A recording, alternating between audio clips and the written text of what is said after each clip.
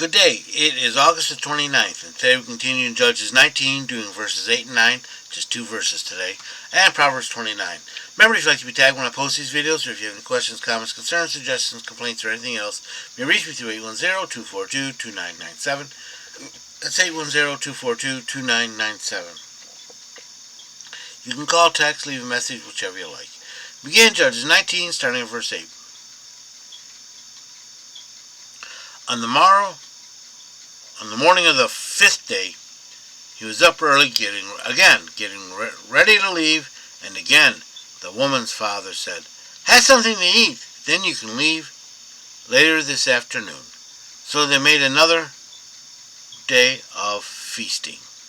9. Later, as the man and his companion, concubine, and servant were preparing to leave, his father-in-law said, "Look, it's almost evening. Stay the night and enjoy yourself. Tomorrow you can get up early and be on your way."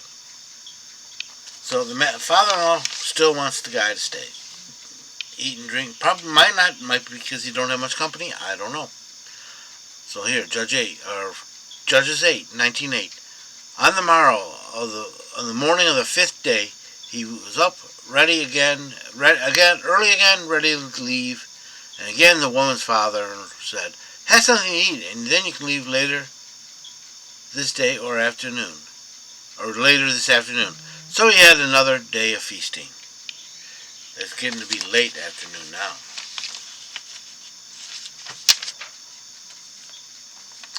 Verse 9. Later, as a man, his concubine, and his servant were preparing to leave, the father-in-law said, "Look, it's almost evening.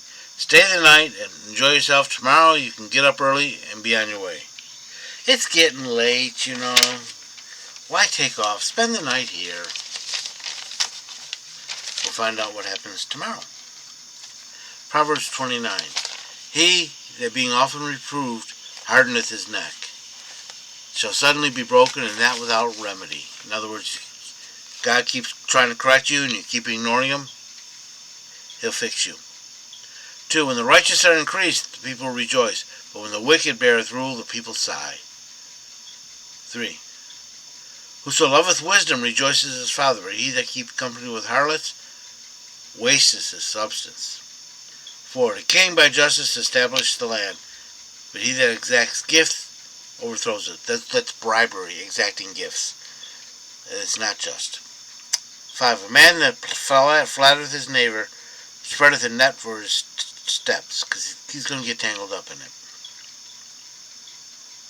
Because he's going to think he's all that in a bag of chips, and he's not. 6. And in the transgression of an evil man there is a snare, but the righteous do sing and rejoice. 7. The righteous taketh knowledge of the cause of the poor. The wicked understandeth not knowledge. They see no reason to care. This is in court. The wicked don't look into it, is not impartial, or doesn't understand. Why should he even bother with this? 8. Scornful men set a city ablaze, but wise men turn away wrath. 9. If a wise man contendeth with a foolish man, whether he be angry or laugh, there will be no rest, because he has something for everything, and it's always going to be, it doesn't matter. 10. The men of blood hate him that is sincere, and as for the upright, they seek his life. 11. A fool spendeth all his spirit, but a wise man stilleth it within him. Gotta control yourself. If you don't control yourself, someone else will. 12. If a ruler here hearkeneth to falsehood, all his servants are wicked. 13. The poor man and the oppressor meet together.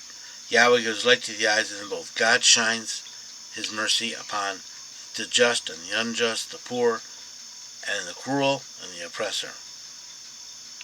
14. The king that faithfully judges the poor, his throne shall be established forever. 15. The rod and reproof give wisdom, but a child left to himself causes shame to his mother.